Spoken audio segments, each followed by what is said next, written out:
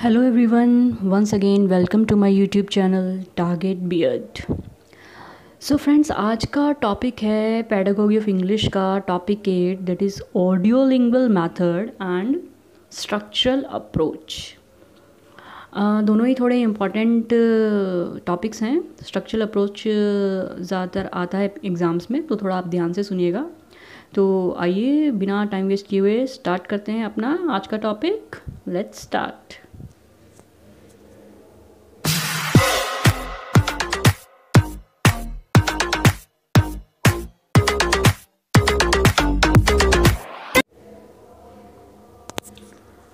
First of all देख लेते हैं ऑडियो लिंगुअल मेथड क्या है। Audio means what? Audio means जब आप कोई चीज़ सुनते हैं, लिंगुअल मीन्स जब आप बोलते हैं, सुनकर बोलना, नाम से ही आप समझ जाएंगे। पढ़ लेते हैं एक बार क्या लिखा है। The audio lingual method of teaching had it's origins during world war II when it became known as the army method. Audio lingual method को आर्मी मेथड भी कहा जाता है बिकॉज इसकी जो स्टार्टिंग है वो आर्मी से ही स्टार्ट हुई थी वर्ल्ड वॉर II के दौरान। वर्ल्ड वॉर II के दौरान एक टीम बनाई गई थी, जो आर्मी के पर्सनल्स हैं उनको सिखाया गया था audio lingual method to improve the pronunciations. It is also called the oral approach.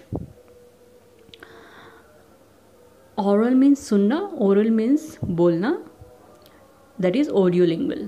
The objective of the audiolingual method is accurate pronunciation and grammar.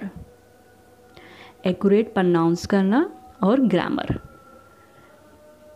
Third point है ability to respond quickly and accurately in speech situations. And knowledge of sufficient vocabulary to use with grammar patterns. The ability to respond quickly and accurately in speech situations means अच्छे से respond करना, vocabulary की knowledge होना, grammar की knowledge होना। Language teaching begins with the spoken language. In this, the material is taught orally before it is presented in the written form.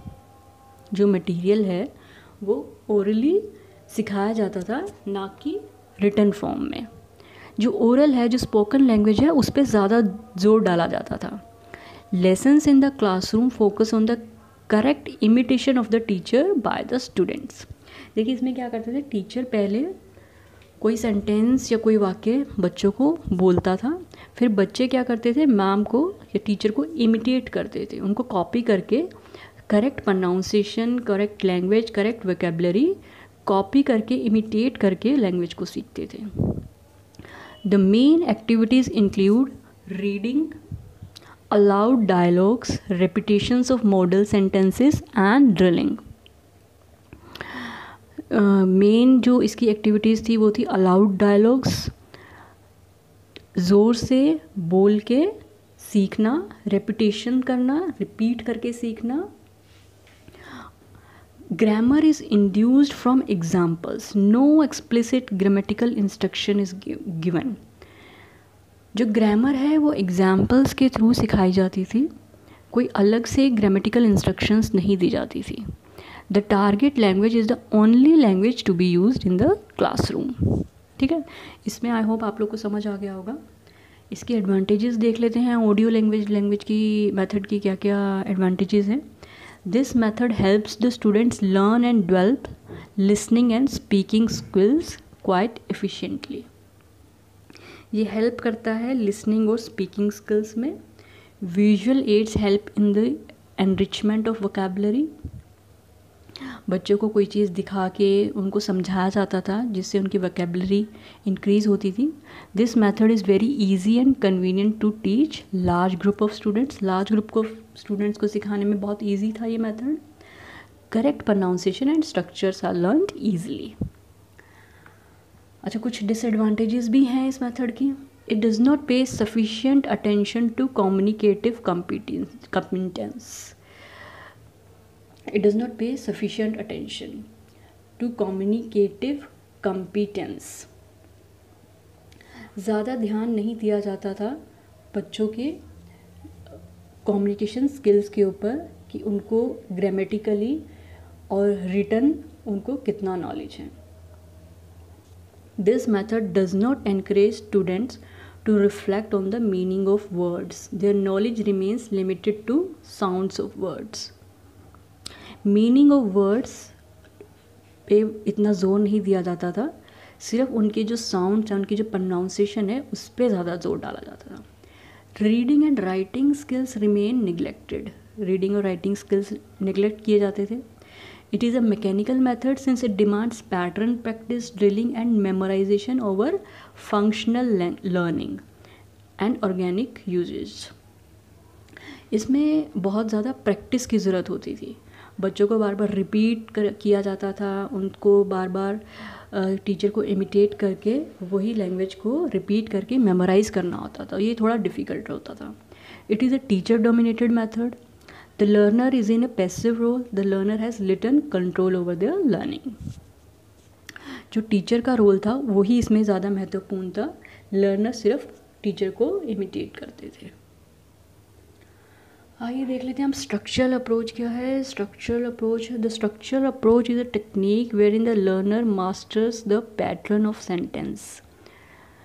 इसमें क्या है, बच्चों को पैटर्न ऑफ सेंटेंस सिखाया जाता था। स्ट्रक्चर क्या है? Structure are the different arrangement of words. It includes various modes in which clauses, phrases or word might be used. The structural approach is teaching the learner certain selected structures in a certain order. बच्चों को सिखाया जाता था structural मतलब sentence को कैसे बनाना है। अब ये उसको उनको किस तरह से सिखाया जाता था, that is the another thing. Any method can be use to teach structural approach. इसलिए इसको स्ट्रक्चरल मेथड नहीं बोलते हैं, स्ट्रक्चरल अप्रोच बोलते हैं, बिकॉज इस अप्रोच में आप कोई भी मेथड यूज़ कर सकते हैं। टाइप्स ऑफ स्ट्रक्चर एक बार देख लेते हैं। Words are arranged in different orders to convey meanings according to the requirement of situation. Different orders में जब वर्ड्स को आप अरेंज करते हैं according to the requirement of situation, that is the structure. These different arrangement of patterns of words are called sentences. Like for example, he is a teacher, is he a teacher, he is not a teacher, is he not a teacher. तो ये कुछ examples हैं कि words को आप change करके same word से different examples बना सकते हैं। एक बार प्रिंसिपल्स देख लेते हैं इसके क्या क्या हैं। Importance of speech. The structural approach is based on the principle of effective use of speech. Mastery of structures, इसमें स्पीच को ज़्यादा इम्पॉर्टेंस दी जाती थी, बोलने पे ज़्यादा जोर दिया जाता था, वोकेबलरी पे ज़्यादा जोर दिया जाता था। फ्रेमिंग, लैंग्वेज हैबिट्स, बच्चे जब बोलते थे तो उनको हैबिट बन जाती थी एक बोलने की और वो बेहतर तरह से एक फ्लो में बोल पाते थे। Meaningful situation, in order to teach language effectively a teacher has to make various situations real और रियल लाइक। सिचुएशन के थ्रू टीचर सिखाते हैं। Importance people's activity, the importance of people's activity rather than the activity of the teacher. People जो student है वो भी इसमें बराबर का पार्टिसिपेट करते हैं। The principle of word order is given a lot of importance. Oral work इसमें ज़्यादा रहता है और रिटन वर्क बहुत कम रहता है। इसके एडवांटेजेस क्या क्या हैं? स्पीच इज़ गिवन इम्पोर्टेंस, जैसे आपको बताया। फ्लुएंसी ऑफ स्पीच आ जाता है। हैबिट फॉर्मेशन बन जाता है। Helpful in teaching prose, poetry and grammar equally. Students इसमें एक्टिव रहते हैं। Language material is selected and graded. This approach provides principle of selection and gradation of the structures which helps in proper planning. ये एक बार आप पढ़ लेंगे तो बहुत ही ईजी है, इसमें कुछ ज़्यादा डिफ़िकल्टी है नहीं। प्रॉपर प्रोनाउंसिएशन हो जाता है। Equally helpful for all levels of students है। काफ़ी एडवांटेजेस हैं इसके। कुछ डिसएडवांटेजेस हैं। It requires talented and intellectual teachers. Difficult to practise in over crowded classes. Time consuming है। हायर क्लासेस के लिए थोड़ा सूटेबल नहीं है because students dislike repetitions. Reading और राइटिंग एबिलिटी थोड़ा निगलेक्ट होता है इसमें। Continuous teaching of structures and their repetition make the atmosphere dull. इसको भी आप एक बार पढ़ लीजिएगा, इसमें कुछ ज़्यादा मुश्किल है नहीं। फिर भी कोई सेंटेंस, कोई पॉइंट ऐसा है जो आपको समझ नहीं आया, प्लीज़ मुझे मैसेज करके बता सकते हैं। So thank you so much for watching, have a nice day, good bye.